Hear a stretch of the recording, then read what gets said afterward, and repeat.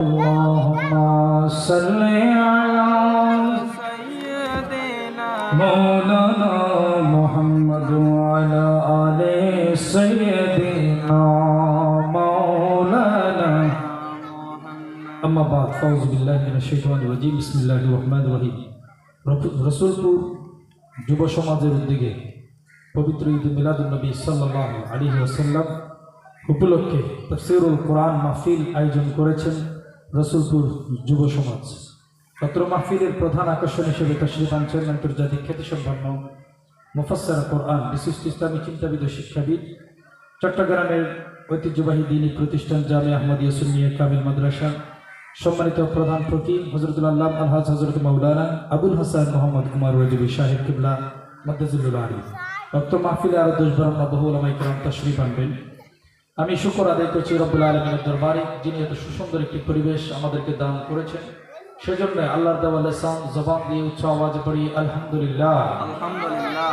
দুরূদ ও সালাম পেশ করছি মানবতার মহাশিক্ষক দো জাহানের বাদশা নবী কামলি ওয়ালা নবী হায়াতুন নবী রাহমাতুল লিল আলামিন হুজুর আকরাম নূর মুজাসসাম শফিউল মুজদাবিন আনিসুল জালিমিন রাহাতুল আশিকিন সিরাজুস সাকিরিন শামসুল আরিকিন মুহিব্বুল ফুকরাই ওয়াল গুরাই ওয়াল আসিকিন রাহমাতুল লিল আলামিন হুজুর আকরাম সাল্লাল্লাহু আলাইহি ওয়াসাল্লামের কদম মোবারকে সেজন্য উচ্চ আওয়াজ বলি সাল্লাল্লাহু আলাইহি ওয়াসাল্লাম। পৃথিবীর ভিতরে মুসলমানদের জন্য 5 ওয়াক্ত নামাজ হলো ফরজ। এই 5 ওয়াক্ত নামাজের ভিতরে সর্বপ্রথম নামাজের নাম হলো ফজরের নামাজ। ফজর নামাজের আগে 2 রাকাত সুন্নাত আছে। সুন্নাত 2 রাকাত সুন্নাত আল্লাহ রাসূল বলছেন পৃথিবী থেকে শুরু করে আসমান পর্যন্ত যে খালি জায়গাটা আছে, এই খালি জায়গার ভিতরে যতগুলো স্বর্ণ এবং মুদ্রা রাখা যাবে, পৃথিবীর ভিতরে যত খালি জায়গা আছে, জমিন থেকে আসমান, আসমান থেকে জমিন পর্যন্ত, এখানে যতগুলো স্বর্ণ রাখা যাবে, এই স্বর্ণের চেয়েও দামি হলো ফজরের 2 রাকাত সুন্নাত নামাজ। সুবহানাল্লাহ। 1 ভরি স্বর্ণের কথা বলেছিলাম না, 2 ভরি না, 1000 ভরি না, কত ভরি, কোটি কোটি বিলিয়ন ট্রিলিয়ন ভরি স্বর্ণের চেয়েও দামি হলো ফজরের 2 রাকাত সুন্নাত। সুবহানাল্লাহ। ফজরের 2 রাকাত সুন্নাত যদি এত দামি হয়, ফজরের 2 রাকাত ফরজ কেমন দামি হবে তার আলোচনাটা আমি যাচ্ছি না। ফজরের 2 রাকাত সুন্নাত, ফজরের 2 রাকাত সুন্নাত যার কারণেই সুন্নাত হয়েছে তিনি হলেন মুহাম্মদুর রাসূলুল্লাহ। রাসূল যা করতেন সেটাই তো সুন্নাত। রাসূল যা করতে বলেছেন সেটা যদি আমরা পালন করি ওটার নাম হলো সুন্নাত। রাসূল বলেছেন টুপি লাগাও, টুপি হলো মুস্তাফার সুন্নাত, তো লাগাইলাম মুস্তাফার সুন্নাত আদায় করলাম। দাড়ি রাখলাম মুস্তাফার সুন্নাত, জুব্বা পরলাম মুস্তাফার সুন্নাত, মেসওয়াক করলাম মুস্তাফার সুন্নাত, ডান দিক দিয়ে চললাম মুস্তাফার সুন্নাত, আগে সালাম দিলাম মুস্তাফার সুন্নাত, ছোটদেরকে আদর করলাম মুস্তাফার সুন্নাত, বড়দেরকে সম্মান করলাম মুস্তাফার সুন্নাত, অবধিকে দান করলাম মুস্তাফার সুন্নাত, ফজরের 2 রাকাত সুন্নাত এটাও মুস্তাফার সুন্নাত। সুবহানাল্লাহ। ফজরের 2 রাকাত সুন্নাত যদি এত দামি হয় যে ব্যক্তির জন্য, সেই ব্যক্তিটা একটু কত দামি চিন্তা করে দেখতে হবে। সুবহানাল্লাহ। আল্লাহু আকবার। এজন্য বিভিন্ন মনীষীগণ, বিভিন্ন ধর্মের বিভিন্ন মনীষীগণ আমার মুস্তাফার শানে তারা কলম লিখেছিল, মুস্তাফার সুপারিশ প্রশংসা তারা করেছিল। হিন্দুদের একটি গ্রন্থ আছে কল্কির অবতার, এটা 23 নম্বর পৃষ্ঠার ভিতরে লেখা আছে লা ইলাহা প্রথম ইল্লা পরম পদম জন্ম বৈকুণ্ঠ পুষতি তসবি নাম মুহাম্মদ আছে। এখানে লেখা আছে যদি পরকালে কি হয়, নাজাত বা শান্তিটা আমাদের মিথ্যে হয়, তাহলে কার নাম যুক্ত হবে? মুহাম্মাদেরই নাম যুক্ত হবে। সুবহানাল্লাহ। এবং খ্রিস্টান লেখক জর্জ বার্নার্ড শ একজন খ্রিস্টান লেখক ছিলেন, তিনিও লিখেছিলেন মুস্তাফার শানে I study him the wonderful man and in my opinion for being an antichrist he must be called the savior of humanity. সুবহানাল্লাহ। খ্রিস্টান একজন লেখক বলছে, মুসলমান না, খ্রিস্টান লেখক বলছে I study him the wonderful man, আমি মুস্তাফাকে নিয়ে লেখাপড়া করেছিলাম। মুস্তাফা মানে কি? আমার নবী মুহাম্মদুর রাসূলুল্লাহ সাল্লাল্লাহু আলাইহি ওয়াসাল্লাম তিনি আমি অনেক গবেষণা করেছি। গবেষণা করে আমি যেটা পেয়েছি সেটা হলো এক কথাই যেটা আমি প্রকাশ করব সেটা হলো দ্য ওয়ান্ডারফুল ম্যান। সুবহানাল্লাহ। তিনি অবশ্যই একজন চমৎকার ব্যক্তি। কে? আমার নবী মুহাম্মদ রাসূলুল্লাহ সাল্লাল্লাহু আলাইহি ওয়াসাল্লাম। হি মাস্ট বি কল, তাকে অবশ্যই ডাকতে হবে। কাকে? আমার নবীকে বলতে হবে দ্য সেভিয়ার অফ হিউম্যানিটি, মানবতার ত্রাণকর্তা। সুবহানাল্লাহ। মানে মুস্তাফা হলেন এমন ব্যক্তি যিনি 3 দিন পর্যন্ত না খেয়েছিলেন। 3 দিন পরে যখন ঘরে গিয়েছিলেন খাবার খাওয়ার জন্য, তখনই দরজায় কড়াঘাত করেছিলেন এক ভিক্ষুক। বলছিলেন মুহাম্মদ রাসূলুল্লাহ সাল্লাল্লাহু আলাইহি ওয়াসাল্লাম 3 দিন পর্যন্ত আমি অনাহার, আমার মুস্তাফা খাবারটা মুখে তুলবেন। এমন সময় যখন ভিক্ষুক চেয়েছিলেন মুস্তাফার সামনে খাবার, তখন আমার নবী সেই ব্যক্তিকে খাবার দিয়েছেন। সুবহানাল্লাহ। তিনি বলেন নাই তোমার মতো তো আমিও 3 দিন যাবত ক্ষুধার্ত, এটা বলেন নাই। খাবারটা তাকে দিয়ে দিয়েছেন। এই জন্য একজন কবি বলেছিল নিজের খাবার বিলিয়ে দিব অনাহারীর মুখে। এটা অনেক ছোটবেলায় এই কবিতাটা অনেকে শিখেছিলেন। সবার সুখে হাসবো আমি, কাঁদবো সবার দুঃখে, নিজের খাবার বিলিয়ে দিব অনাহারীর মুখে।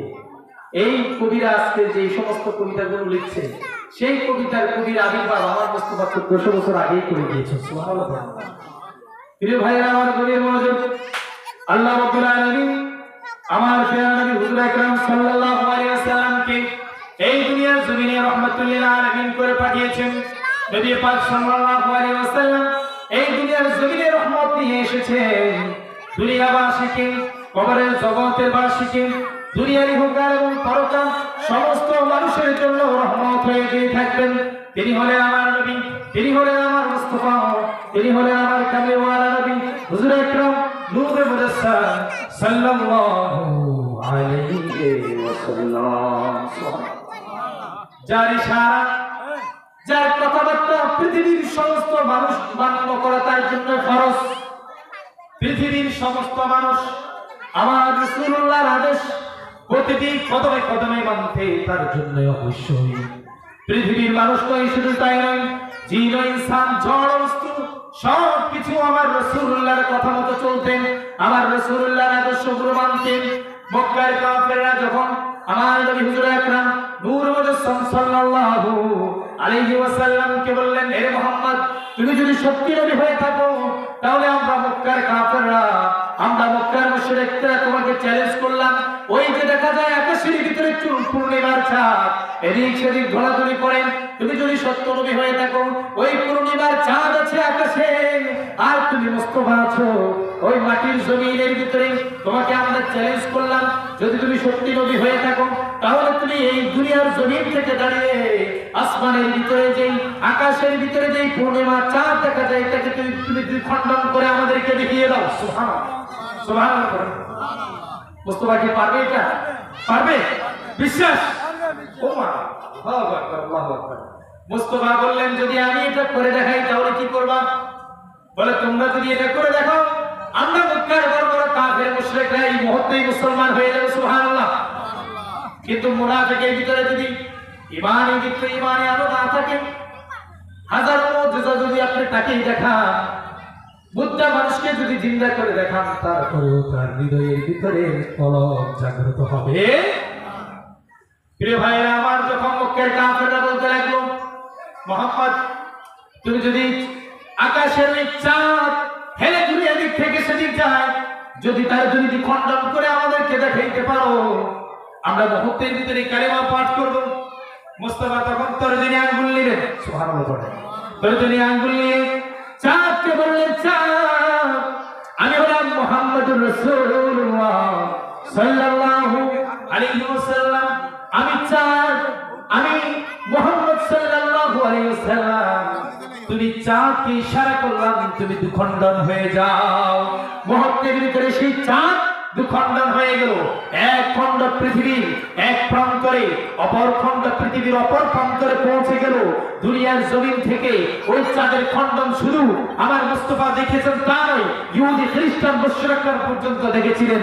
এমন সময় মুহূর্তের ভিতরে মক্কার বড় বড় কাফেররা পর্যন্ত ঈমানি দীপ্ত কণ্ঠে কালেমার আওয়াজ সুশীতল ছায়ার ভিতরে আসতে তারা বাধ্য হয়েছিল।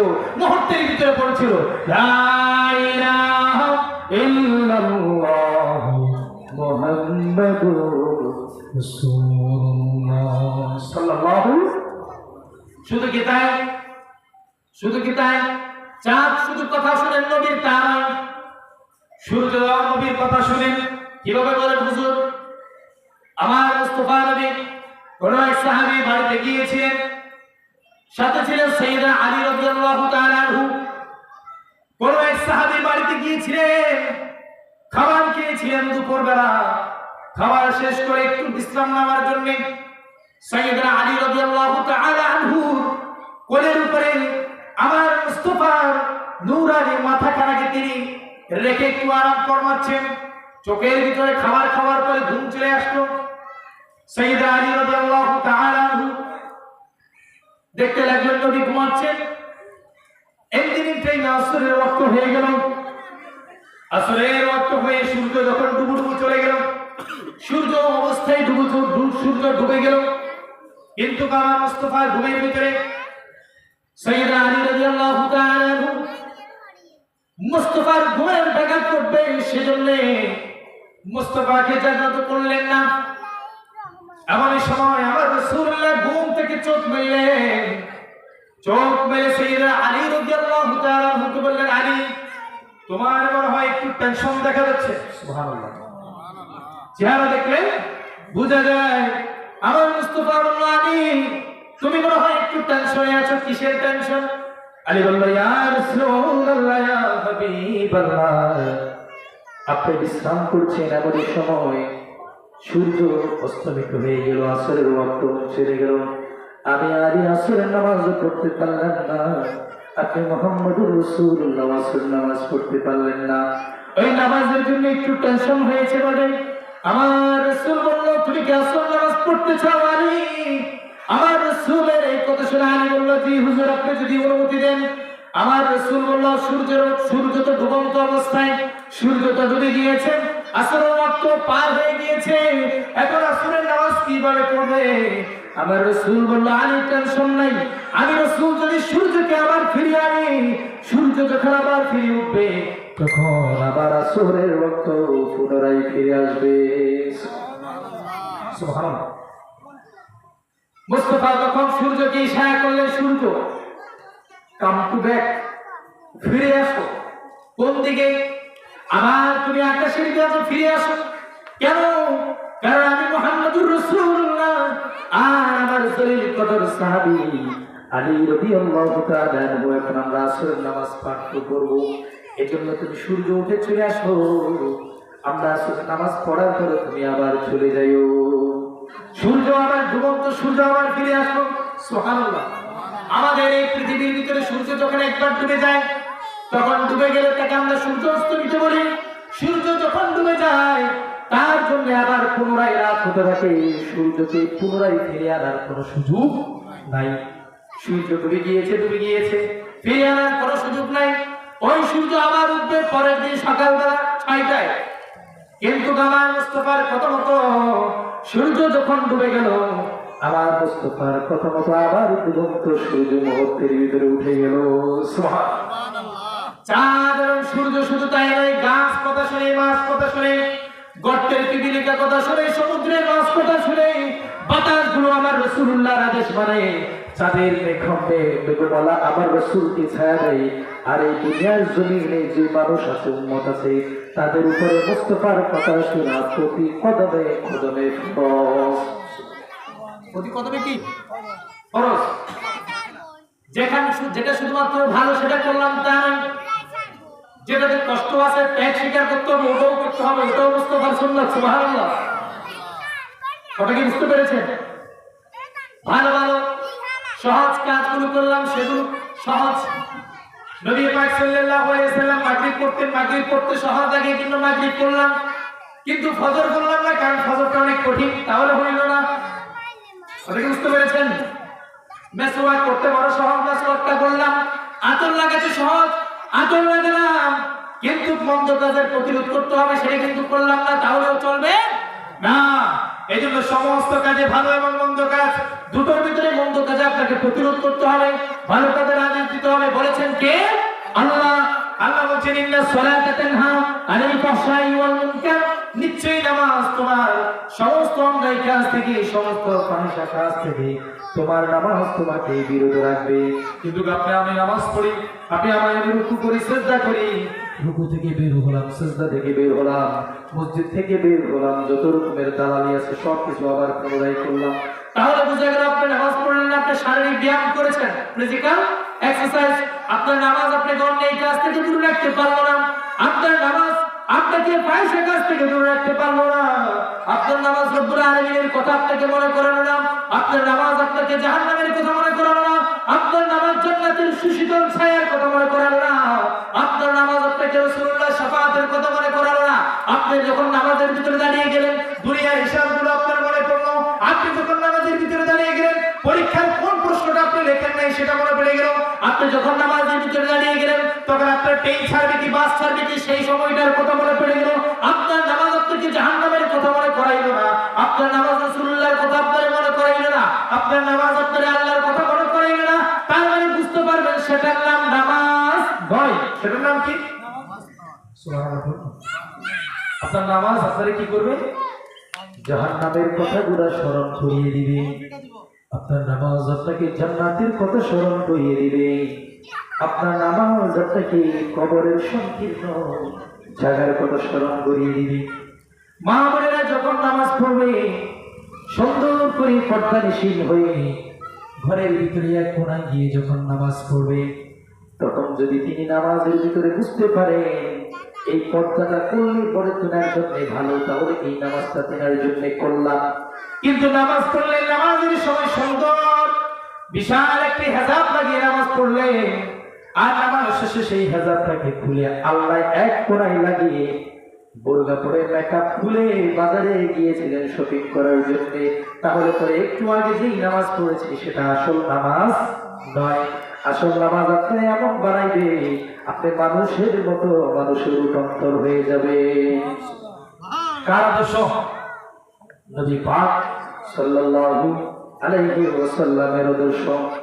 দুনিয়ার মানুষরা ক্রেডিট নিয়ে চিন্তা করে, আমি আপনার ফিউচার লাইফ নিয়ে চিন্তা করি, ভবিষ্যৎ জীবন নিয়ে চিন্তা করি, আমার ভবিষ্যতে কি হবে, ভবিষ্যতে কি হবে, ভবিষ্যতের জন্য এক করা জায়গা কিনি, দুই করা জায়গা কিনি, একটুখানি স্বর্ণ আমি বানাই, একটু টাকা পয়সা আমি ব্যাংকের ভিতরে জমা রাখি ভবিষ্যতের জন্য। রে ভাইরা আমার গভীর মনোযোগ, ভবিষ্যৎ নিয়ে আপনি চিন্তা করেন। ভবিষ্যৎ নিয়ে চিন্তা করলে আপনাকে পরিশ্রম করতে আপনার ভালো লাগে, কারণ পরিশ্রম করলে আপনার কাছে পয়সা আসবে, সেটা আপনার ভবিষ্যতের জন্য আপনি সংরক্ষণ করে রাখবেন। কিন্তু আপনার যদি ভবিষ্যৎ যদি আপনাকে জাহান্নামের কথা স্মরণ করিয়ে দেয়, তাহলে জাহান্নামের জন্য আপনি কিছু সামানা তৈরি করার জন্য সুযোগ পাবে। তাহলে কি বুঝলেন? আপনার টেন্ডেন্সি, চিন্তা চেতনা, যদি আপনি আপনার চিন্তাকে যদি ভবিষ্যতের কথা চিন্তা করেন, তো ভবিষ্যতের কি চিন্তা করলেন? আপনার ছেলের লেখাপড়ার জন্য কিছু টাকা লাগবে, আপনার ছেলে অক্সফোর্ড ইউনিভার্সিটিতে পড়াবেন, ক্যামব্রিজ ইউনিভার্সিটি, হার্ভার্ড ইউনিভার্সিটিতে পড়াবেন, সেখানে পড়াইতে হলে আপনার ছেলের জন্য 20-50 লক্ষ টাকা খরচ করতে হবে, তাহলে এই লক্ষ লক্ষ টাকাগুলো এখনই আপনাকে জোগাড় করতে হবে।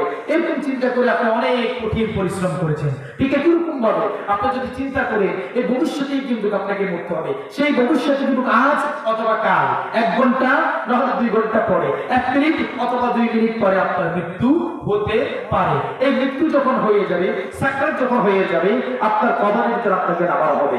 কবরের ভিতরে যখন আপনাকে শোয়ানো হবে, দুজন ফেরেশতা এসে আপনাকে প্রশ্ন করবে, মা রব্বুকা ওয়া মান দীনুকা ওয়া মান নাবিয়্যুকা। এই 3টি প্রশ্ন যদি আপনি রেডি করতে পারেন, তো আপনার জন্য জান্নাত ওয়াজিব হয়ে যাবে। ফেরেশতারা বলবে, বান্দা ডান দিকে তাকাও। ডান দিকে তাকাইলে পরে কি দেখা যায়? সুন্দর সুশীতল জান্নাত দেখা যায়। ফেরেশতা যখন যদি উত্তর দিতে না পারেন, ফেরেশতা বলবে, বান্দা বাম দিকে তাকাও। বাম দিকে তাকাইলে কঠিন কঠিন কঠিন কঠিন জাহান্নামের চিৎকার, জাহান্নামের আগুনের আওয়াজ, জাহান্নামের উত্তপ্ততা আপনি দেখতে পাবেন। আপনার জন্য বড় আফসোসের বিষয় হয়ে যাবে যদি এই দুনিয়ার জমিনটা স্বল্প সময়টাকে আপনি যদি আপনার আমলের জন্য, আপনার যদি ঈমানের জন্য, আপনার ইসলামের জন্য, আপনার ইহসানের জন্য, আপনার কবর, হাসর, মিজান, ফুলসিরাতের জন্য আপনি যদি করে লাগাতে পারেন, একটু একটু করে করবেন। আমার রাসূলুল্লাহ বলছে, বেশি আমল লাগবে না। দৈনিক 5 ওয়াক্ত নামাজ, পর্দা হবে ফরজ, পর্দা পালন করবেন, যাকাতের সমর্থ থাকলে যাকাত দিবেন, হজের সমর্থ থাকলে হজ করবেন, মানুষকে দান সদকা করবেন, এই ছোট্ট ছোট্ট আমলগুলো করবে, আমি রাসূলুল্লাহ আপনার প্রতি, আপনার জন্য কাল হাসরের মাঠে নাজাতের জন্য সুপারিশ করা আমি রাসূলের জন্য ওয়াজিব হয়ে যায়। সুবহানাল্লাহ। আল্লাহুম্মা সাল্লি আলা মাওলানা মুহাম্মদ ওয়া আলা আলি সাইয়্যিদিনা মাওলানা মুহাম্মদ হাবিবে ইজাদ সুবহান মুহাম্মদ মুজাসসম রহমতে রহমান মুহাম্মদ সাল্লাল্লাহু ইয়া রাসূলুল্লাহ আলাইকুম সালাম ইয়া হাবিবাল্লাহ আলাইকুম। প্রিয় ভাইরা আমার, গভীর মনোযোগ। হযরত হানজালা রাদিয়াল্লাহু তাআলা আনহু আল্লাহর নবীর জলিল কদর সাহাবী হযরত হানজালা রাদিয়াল্লাহু তাআলা আনহু বিয়ে করেছিলেন। রাতের বেলা স্ত্রীর সাথে একান্তে বসবাস করার জন্য গিয়েছিলেন। এমনই সময় আমার পেয়ারা নবী হানজালার দরবারে গিয়ে ডাক দিলেন, হানজালা যুদ্ধের জন্য প্রস্তুতি হও, যুদ্ধের সময় হয়েছে, যুদ্ধে যেতে হবে। হানজালা রাদিয়াল্লাহু তাআলা আনহু স্ত্রীর সাথে থেকেছিলেন। এমন সময় গোসল করেন নাই, গোসল হানজালার জন্য ফরজ হয়েছিল, কিন্তু গোসল রেখে হানজালা রাদিয়াল্লাহু তাআলা আনহু নবীর ডাকে যুদ্ধের ময়দানে যুদ্ধ করতে চলে গিয়েছিলেন। নবীর ডাকে যুদ্ধ করতে গিয়ে হানজালা রাদিয়াল্লাহু তাআলা আনহু শহীদ হয়ে গিয়েছেন। এমন সময় হানজালা রাদিয়াল্লাহু তাআলা আনহু স্ত্রী নবীর দরবারে গিয়ে বললেন, ইয়া রাসূলুল্লাহ, ইয়া হাবিবাল্লাহ, আপনি হানজালাকে ডাক দিয়েছিলেন যুদ্ধে যাওয়ার জন্য।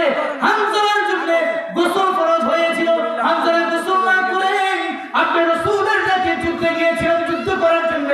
ইয়া রাসূলুল্লাহ, হানজালা এখন শহীদ হয়ে গিয়েছিল যুদ্ধের ময়দানে। হে নবী, হানজালার উপরে গোসল দেওয়া ফরজ। আমার রাসূল সাহাবীকে বলল, সাহাবীরা হানজালার লাশ ওর লাশের ভিতরে আছে, খুঁজে বের করো। সাহাবীরা হানজালার লাশ খুঁজে বের করে দেখতে পেল হানজালার মুখের ভিতরে গোসলের দাগ, হানজালার চুল দিয়ে গোসলের পানি ঝরঝর করে পড়ে, গায়ের ভিতর দিয়ে গোসলের পানি ঝরঝর করে পড়ে। রাসূল বলতে লাগলো, রে সাহাবীরা, গভীর মনোযোগ করে সাহাবীরা শোনো, হানজালা গোসল করে নাই, যুদ্ধের ময়দানে এসেছিল। আমি রাসূলের ডাক শোনা মাত্রই কোনো কিছুকে পরোয়া না করে যুদ্ধের ময়দানে এসে হানজালা গোসল না করে যুদ্ধ করেছিল, আমি নবীর আদেশ পালন করেছিল। এখন দেখা যায় হানজালা গোসল করেছিল, হানজালার গায়ের উপরে গোসলের পানি, মাথার উপরে গোসলের পানি। ওরে সাহাবীরা, জানো নাকি হানজালার গোসল দিয়েছিল কে জানো?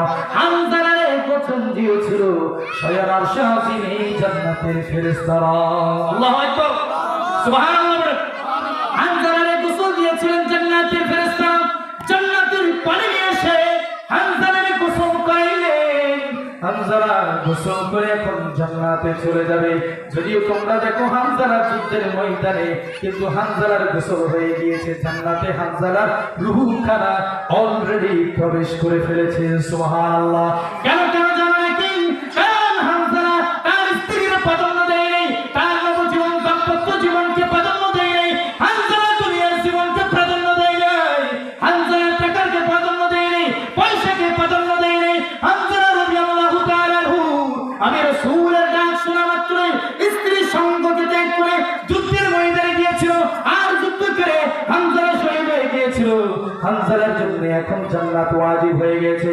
হানজালার দেহ খানা দুনিয়ার ভিতরে, কিন্তু হানজালার রূহ খানা জান্নাতের ভিতরে। সুবহানাল্লাহ। প্রিয় ভাইরা আমার, গভীর মনোযোগ। যদি রাসূলুল্লাহকে ভালোবাসেন, এই দুনিয়ার জমিনও আপনার, আখিরাতের জমিনও আপনার। যদি রাসূলুল্লাহর যদি প্রতিটা মুহূর্তে আপনার মুখের ভিতরে থাকে, রাসূলের দুরূদ উঠতে বসতে, উঠতে বসতে, খাইতে পড়তে, ঘুমাইতে, সব জায়গায় যদি রাসূলুল্লাহর দুরূদ পড়েন, রাসূলুল্লাহর সুপারিশ আপনার জন্য ওয়াজিব হয়ে যাবে। সুবহানাল্লাহ। করতে রাজি আছেন কি? দুইটা হাত তুলে দেখান।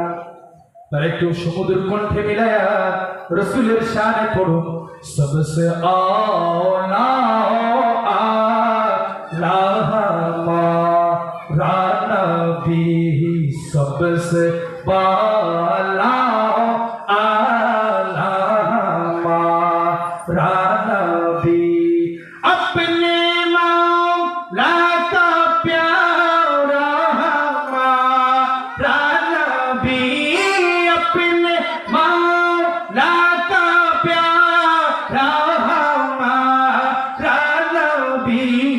दोनों आलम का दुल्हा हमारा नबी सबसे आला आला हमारा नबी।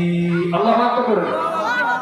मुल्क को नैनों में अंबिया ताजेदार, मुल्क को नैनों में अंबिया ताजेदार, ताजेदार उनका आका सहारा नबी सबसे। और मैं একটু কণ্ঠ মিলান তাহলে। सबसे आला आला हमारा नबी सबसे बाला आला हमारा। প্রিয় ভাইরা আমার, গভীর মনোযোগ। জীবনে যতদিন থাকবো এই জীবনের ভিতরে একজনকে ভালোবাসবো, তিনি হলেন আমার নবী মুহাম্মদুর রাসূলুল্লাহ সাল্লাল্লাহু আলাইহি ওয়াসাল্লাম। আমার মুসলিম ভাইরা, আমার মুসলিম ভাইরা, যখন বিয়ে করতে যান, বিয়ে করতে গেলে মাথার ভিতরে একটা টুপি লাগান, ঠিক না? বিয়ে করতে গেলে পাঞ্জাবি পরেন, কারণ পাঞ্জাবি তিনি রসুলের পরিপূর্ণ সুন্নাত না বললেও কিন্তু পাঞ্জাবিটাকে তিনি প্রাধান্য দিয়েছেন রসুলকে উপেক্ষা করে। বিয়ে করতে গেলে যুবক ছেলে মাথায় টুপি লাগায়, গোসল করে, পাঞ্জাবি লাগায়, পায়জামা পরে, আবার পরিপূর্ণ সুন্নতের জন্য মসজিদের ভিতরে গিয়ে আগ্রহ পড়ায়, ঠিক না ঠিক? কারণ কেন? কারণ তিনার দাম্পত্য জীবনটা যেন রসুলের সুন্নাত মুআফিক হয়, সেজন্য জীবনের শুরুটাই তিনি করেছেন কিভাবে? বিয়েটা করেছেন মসজিদে গিয়ে, আগ্রহটা সম্পন্ন করেছেন মসজিদে গিয়ে। আমার রাসূল বললেন, ওরে বান্দা, ওরে উম্মতেরা, আমাকে এক যারা পরিমাণ ভালোবাসে, তুমি তোমার দাম্পত্য জীবনকে শুরু করার মুহূর্তটা আমাকে ভালোবেসে তুমি তোমার ঘরের ভিতরে আগ্রহ না পড়ে, ক্লাবের ভিতরে আগ্রহ না পড়ে, বাড়ির ভিতরে আগ্রহ না পড়ে, প্রেসিডেন্টের ক্লাবের ভিতরে আগ্রহ না পড়ে, আমি রসুলকে ভালোবাসি, আমি রসুলের মুহাব্বতে তুমি আগ্রহটা করেছিলে মসজিদের ভিতরে, এই আগ্রহটা করেছিলে মসজিদের ভিতরে, এটা তোমার জন্য কিছু নয়, কিন্তু আমি রাসূলুল্লাহর জন্য বড় পাওয়া। আমার উম্মত আমাকে ভালোবেসে আগ্রহ করেছে মসজিদের ভিতরে, আমি আল্লাহর কাছে বলবো, আল্লাহ এই বান্দার দুনিয়ার জমিনে কোনো আমল নাই, দুনিয়ার 60 বছর 70 বছর জীবন পর্যন্ত তার কোনো আমল নাই, দুনিয়ার স্বল্প জীবনের তার কোনো আমল নাই, আমল না থাকার কারণে সে জাহান্নামে যাবে। ইয়া রাব্বাল আলামিন, আমি রাসূলুল্লাহ বলি, বান্দা যদি 60 বছর আগে যখন বিয়ে করেছিল, 70 বছর আগে যখন বিয়ে করেছিল, বিয়ে করার সময় আমার এই উম্মত আমি রাসূলকে ভালোবেসে আগ্রহটা ঘরে না করে মসজিদে করেছে, আমাকে ভালোবেসে। ইয়া রাব্বাল আলামিন, আমি রাসূল আমার এই উম্মতের জন্য আপনার কাছে আমি সুপারিশ করি, 70 বছরের গুনাহগুলোর মাফ করে দিয়া আমি রাসূলের একটি সুন্নাত পালন করেছে, সেজন্য তারে আপনি জান্নাতে পাঠাইয়া দেন। সুবহানাল্লাহ। যে ছোট্ট বিষয় আপনার কাছে কোনো কিছুই না, আমি একটু আগে পড়ে আসছি, যে ছোট্ট বিষয় আপনার কাছে কোনো কিছু নেই, মসজিদে আগ্রহ করতে কি হয়েছে, কিন্তু এটা অনেক বিষয়, এটা আপনার নাজাতের উসিলা। সুবহানাল্লাহ। প্রিয় ভাই আমার, গভীর মনোযোগ। অথবা আপনি মসজিদে আগ্রহ করলেন না, বাড়িতে আগ্রহ করলেন, কিন্তু রাসূলের সুন্নাত টুপিটা মাথায় দিলেন, টুপিটা মাথায় না দিলেও কিন্তু আপনার আগ্রহ হয়ে যেত, ঠিক না বেঠিক? ঠিক। টুপি না পরলেও কিন্তু আপনার আগ্রহ হয়ে যেত, কিন্তু আপনি রাসূলকে ভালোবাসে, রাসূলের কথাটা মনে পড়লো, জীবনের আজকে সবচেয়ে আপনার গুরুত্বপূর্ণ দিন, এই দিন রাসূলুল্লাহর সুন্নাতটা মাথায় দিলেন 10টা মিনিটের জন্য, কিন্তু এই 10টা মিনিটের সুন্নাত মাথায় দিয়েছেন বটে, আপনার জন্য এটা সুন্নাত মনে হচ্ছে না। আমার রাসূল রওজায়ে আকদাস থেকে দেখতে পাচ্ছি আপনি 10টা মিনিটের জন্য রাসূলুল্লাহর সুন্নাত টুপিটা মাথায় দিলেন, আর কাল হাসরের ময়দানে যখন আপনি জাহান্নামের দিকে চলে যাবেন, আমার রাসূল বলবে, ফেরেশতারা দাঁড়াও দাঁড়াও, আমার এই উম্মতটারে কোথায় নিয়ে যাও? বলে জাহান্নামে নিয়ে যায়। বলে কারণ ও তো মুসলমান ছিল কিন্তু আমল করে নাই। আমার রাসূল বলল, আমল করে নাই, তোমাদেরকে কে বলেছে? এই যে দেখো আমল, আমার বান্দা 70 বছর আগে বিয়ে করেছিল, 10টা মিনিটের জন্য আমি রাসূলুল্লাহ টুপি টুপিটারে মাথায় দিয়ে বিয়ে করেছিল। আমি রসুল এত বেশি খুশি হয়েছিলাম, আমার যে প্রাধান্য দিয়েছে এই 10 মিনিট টুপি দেওয়ার কারণে আজকে 100 বছরের তার জীবনের গুনাহ। সুবহানাল্লাহ, আল্লাহু আকবার, নারে তাকবীর, নারে রিসালাত। রাসূলের সুন্নাত পালন করতে রাজি আছেন কে কে? দুটো হাত তুলে আল্লাহকে দেখান। আল্লাহু আকবার। আল্লাহ আমাদের সবাইকে কবুল করুক। জোরে বলেন আমিন। আর জোরে বলেন আমিন। প্রিয় ভাইরা আমার, গভীর মনোযোগ। এই যে নয়জওয়ান যুবকেরা, রাসূলপুরের যুবকেরা রাসূলুল্লাহকে খুশি করতে গিয়ে হাজার হাজার টাকা খরচ করেছে কি করে নাই? আমরা সেই প্যান্ডেলের ভিতরে এসে সমবেত হয়েছি। এই রাসূলুল্লাহকে খুশি করতে গিয়ে একটা নাজাতের জন্য তারা লক্ষ লক্ষ টাকা পর্যন্ত খরচ করেছে। বড় বড় আলেমে দ্বীনদেরকে তার দাওয়াত করেছে, দিনের পর দিন তার পরিশ্রম করেছে, দিনের পর দিন তার না খেয়েছিল। এই রাসূলুল্লাহকে খুশি করতে গিয়ে রাসূলপুর যুব সমাজরা যে আয়োজন করেছে, তাদের এই আয়োজন কাল হাসরের ময়দানে তাদের জন্য নাজাতের উসিলা হয়ে যাবে। সুবহানাল্লাহ, আরো জোরে বলেন আল্লাহু আকবার। শুধু তাই নয়, ছোট্ট ছোট্ট সোনামণিরা লাইটের ভিতরে, প্যান্ডেলের ভিতরে এসে তারা খেলাধুলা করছে। এই খেলাটাও তাদের জন্য নাজাত হয়ে যাবে। রাসূলপুরের যুব সমাজ শুধু মাহফিলের আয়োজন করেন যে তাই নয়, ছোট্ট ছোট্ট সোনামণিদের জন্য একটা আনন্দের আয়োজনও করেছেন আজকে। সুবহানাল্লাহ, আল্লাহু আকবার। এই সোনার বাংলাদেশের সম্প্রীতি ভালোবাসা রাখতে হবে। হিন্দু মুসলমান সবাই আমরা ভাই ভাই, কারো প্রতি কোনো আবেগ ভেদাভেদ নাই। আমাদের আজকের এই মাহফিলের প্যান্ডেলের মধ্যে হিন্দু ভাইরা আছে না নাই? সকলের প্রতি আমাদের সহানুভূতি হবে আজকের এই মাহফিল থেকে। সকলের প্রতি আমাদের ভালোবাসা, উদাত্ত ভালোবাসা হবে। এবং রাসূলপুরের যুব সমাজের পক্ষ থেকে সকল শ্রেণীর মানুষের জন্য সম্মান প্রদর্শন করা একটা নৈতিক দায়িত্ব হয়ে যাবে। কথা বলেন ঠিক না? প্রিয় ভাইরা আমার, গভীর মনোযোগ। নামাজের সময় কাছাকাছি, কথা লম্বা করা যাবে না। ভাইরা আমার, গভীর মনোযোগ। সকাল থেকে সন্ধ্যা পর্যন্ত আমি বলছি না আপনি সব সময় আপনি আমার রাসূলুল্লাহ সুন্নাত পালন করবেন, কিন্তু যখন আপনি বের হবেন ঘর থেকে, বিসমিল্লাহি তাওয়াক্কালতু আলাল্লাহ লা হাওলা ওয়ালা কুওয়াতা ইল্লা বিল্লাহিল আলিয়্যিল আযীম পড়ে বের হবেন। যখন বের হবেন সর্বপ্রথম আপনি বাম্পা দিবেন। কোন পা দিবেন? বাম্পা দিয়ে বের হবেন। জুতা পরার সময় সর্বপ্রথম ডান পা দিবেন। টুপিটা মাথায় দিবেন অথবা টুপিটা পকেটে রাখবেন। অন্তত নামাজের সময় টুপিটা মাথায় রাখবেন। আর এটাই চিন্তা করবেন, এই 10 মিনিট নামাজ পড়বো, নামাজ কবুল হয়েছে কি হয় জানি না, কিন্তু 10টা মিনিট নামাজের অবস্থায় টুপি মাথায় দিলাম, এটা হয়তো আল্লাহ রাব্বুল আলামিন কবুল করেছেন। সুবহানাল্লাহ। কারণ বন্ধুর ভালোবাসায় আমার রাসূলুল্লাহর বন্ধুর নাম কি? আল্লাহ। আমার রাসূলের বন্ধুর নাম কি? আর আল্লাহর বন্ধুর নাম কি? মুহাম্মদ রাসূলুল্লাহ সাল্লাল্লাহু আলাইহি। আমার বন্ধুর নাম আপনার বন্ধুর নাম খেলাচ্ছিক, আমার বন্ধুর নাম আপনার নাম মজস্টিক, দেলু, খেসু, ঠিক না? আর আল্লাহর বন্ধুর নাম মুহাম্মদ রাসূলুল্লাহ সাল্লাল্লাহু আলাইহি ওয়াসাল্লাম। আমার মুহাম্মদের বন্ধুর নাম হলো আল্লাহ, যিনি পৃথিবীর সৃষ্টিকর্তা, ত্রাণকর্তা, ইজ্জতওয়ালা, সম্মানওয়ালা। আমার বন্ধু আপনার বন্ধু তো পায়খানা করে পানিও নেয় না, কিন্তু আমার রাসূলুল্লাহর বন্ধু যিনি সমস্ত সৃষ্টির সেরা, সমস্ত সৃষ্টির কর্তা যিনি, তিনি হলেন আমার আল্লাহ। আমার ওই আল্লাহর বন্ধু হলেন মুহাম্মদুর রাসূলুল্লাহ সাল্লাল্লাহু আলাইহি ওয়াসাল্লাম। এই বন্ধুর জন্য খুশি তখনই যখন দুনিয়ার কোন বান্দারা বন্ধুকে খুশি করার জন্য দাঁড়িয়ে রাখে, তখন বন্ধু খুশি হওয়ার আগে আল্লাহ বন্ধু অটোমেটিক্যালি খুশি হয়ে যায়। সুবহানাল্লাহ। আল্লাহ বললে, বান্দা তোমার উপরে নামাজ ফরজ করেছি আমি, কিন্তু নামাজ না পড়লে তোমার বিচারটা আমি করব।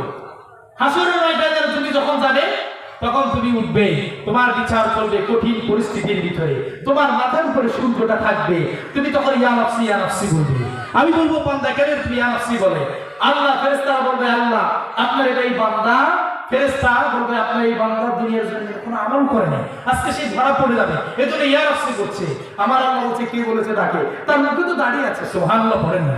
ওই দাড়িতে তো আমার রাসূলের সুন্নাত, আমি তো ওই রাসূলের সুন্নাতকে জাহান্নামে যেতে দিব। সুবহানাল্লাহ পড়েন না? তাহলে দাঁড়িয়ে রাখার ফজিলত আছে না নাই? জায়গা মতো আপনাকে বাঁচাইয়া তুলবে এটা। শুধু রেখে দেন, শুধু কি করবেন? থাকলে লম্বা করে দেন, আর না রাখলে রেখে দেন। সুবহানাল্লাহ পড়েন।